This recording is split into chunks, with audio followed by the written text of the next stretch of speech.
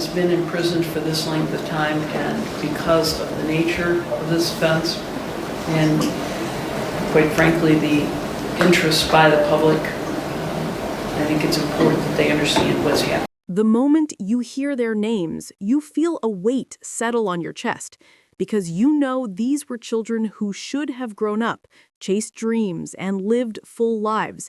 Yet their story became a warning that too many people ignored until it was too late. You picture Andrew at 9, Alexander at 7, and Tanner at 5, boys who trusted the adults around them and assumed they would be protected. You picture them getting ready for a holiday weekend, unaware that the world they knew was slipping away. And you can't escape the question that lingers. How did 3 brothers vanish under the care of someone who should have been the safest person in their lives? And how did the system allow this to happen? This is the story you keep thinking about long after you hear it, and as you listen, stay with me and subscribe if you want updates on every part of this unfolding case. Because what is happening now is shaking an entire community all over again. You walk back to November 2010, the small town of Morenci, Michigan, waking up after Thanksgiving. Families gathered around warm meals and traditions, while Tanya Zuvers tried to believe her sons were safe during a custody visit with their father, John Skelton. She had no reason to imagine the weekend would turn into a lifelong nightmare. She trusted the process. She trusted the rules set by the court. But as the hours passed, her calls went unanswered, and a sense of fear grew that she couldn't ignore. Every parent knows that feeling, the fear that comes when something doesn't add up. You wonder how many small signals were missed before everything fell apart.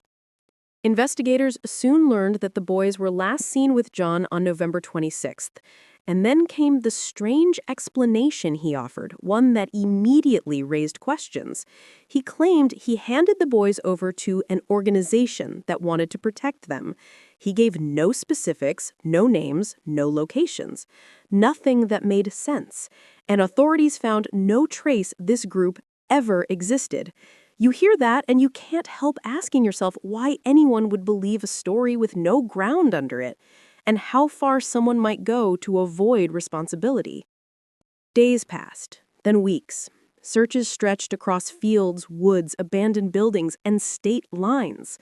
Volunteers showed up in freezing temperatures, drones, cadaver dogs, and officers combed through miles of terrain, yet nothing appeared. No footprints, no clothing, no remains. You start wondering if someone cleaned up more carefully than anyone expected, or if the truth was buried somewhere no one has reached yet. And as you listen, take a moment to subscribe so you don't lose track of this case as new details come out. By 2011, investigators had enough evidence to conclude the boys were never returned to anyone. They charged John with unlawful imprisonment. He refused to reveal anything more, offering shifting stories that only deepened suspicion. A man who had every opportunity to give answers chose silence. And you think about the people who waited every day for the smallest clue, the smallest confession. You think about a mother who had no place to lay flowers, no facts to hold on to, and you ask yourself what kind of person watches a parent suffer like that and still says nothing. Years passed, and the mystery stayed cold but present. People moved away, new families settled in Morenci, yet the disappearance of the Skelton brothers stayed like an open wound. Every anniversary renewed the same questions. Where are they? What happened? Why won't he talk? Investigators never stopped watching John, never stopped revisiting old evidence, never stopped wondering if technology or time would finally break the silence. And you realize that sometimes the truth doesn't hide by accident. Sometimes it is protected by someone who understands exactly how much pain they're causing. Earlier this year, a court legally declared the boys deceased. Tanya requested it not because she gave up, but because she had carried uncertainty for nearly 15 years. You imagine how heavy that decision must have been, how it forces a parent to accept something without proof, and how different the world might have been if someone had intervened earlier. You can feel the guilt the society shares, the sense that the system should have done more. And then this week, everything shifted. After years of speculation, questions, and dead ends, the case moved forward in a way many believed would never happen. John Skelton was charged with 3 counts of open murder and 3 counts of evidence tampering. The filing listed the offense date as November 25, 2010, the last day investigators believed the boys were alive. The timing hits you hard. It suggests authorities now have more than assumptions. Something new surfaced, something strong enough to frame a timeline, assign responsibility, and prevent the release that was scheduled for November 25, 2025. His prison door was about to open, but these charges locked it again.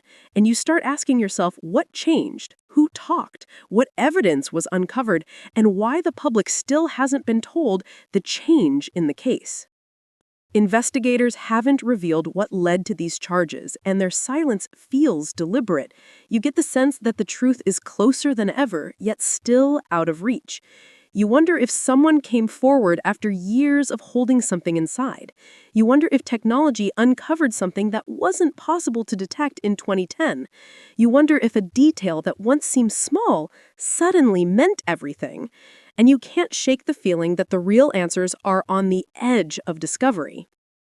As you follow this story, remember to subscribe so you don't lose track of this case as new details come out, because this case is entering a new phase, and the questions will only grow. What did investigators find? Why now? What finally connected the dots? And will the world ever learn what happened to Andrew, Alexander, and Tanner? Stay with me as we continue to unravel a story that should have ended with 3 boys growing into men, not with a community still searching for truth 15 years later. Authorities moved quietly in recent weeks, contacting people who hadn't heard from investigators in years, revisiting statements taken when emotions were raw and timelines were fragile. You can sense the pressure behind every interview, the urgency to confirm what was once overlooked. People who thought the case had settled into permanent uncertainty suddenly found officers at their door, asking about memories they tried to bury. And you wonder how many of them felt a rush of guilt for staying silent in the years when every tip mattered. Across Morenci, the energy shifted even before the charges were announced. You hear residents describe seeing unfamiliar vehicles near old search sites, officers walking the edges of properties with renewed focus, and detectives revisiting areas that had already been combed through in the early days. You feel the weight of that activity, the sense that something had finally cracked open. You start asking yourself whether someone revealed a detail they once dismissed as unimportant, or whether investigators uncovered something buried in an evidence file that had been waiting to be noticed. People close to the investigation hinted that new technology played a role. That alone pushes your mind in uncomfortable directions. You think of digital records that once seemed too damaged to interpret, soil samples that couldn't be analyzed in 2010, or communications that suddenly became readable with updated tools. You imagine investigators realizing they were looking at a clue that had been sitting in plain sight for more than a decade, and it forces you to consider how many cases from that era may hold answers we can only uncover today. Meanwhile, inside the community, quiet conversations grew louder in private spaces.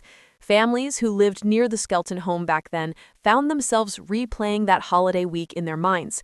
People asked each other questions they had avoided for years. What noises did they hear? What movements did they notice? What vehicles were parked where they shouldn't have been? You recognize that collective memory can be powerful, but only when people choose to confront the parts they pushed aside. Detectives approached this renewed phase of the investigation with deliberate caution. They knew the public wanted answers. They also knew that revealing too much too soon could destroy the integrity of the case. That tension hangs over everything right now. It creates a quiet pressure that you feel even as you listen. And if you want to stay informed as each new detail emerges, make sure you subscribe so you don't lose track of the developments ahead.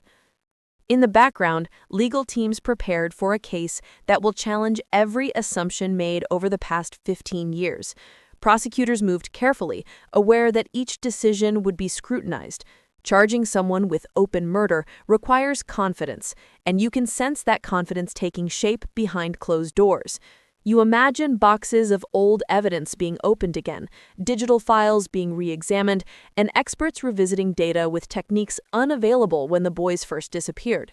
You also think about the moral questions surrounding cases like this, questions society rarely wants to confront. How many warning signs were ignored?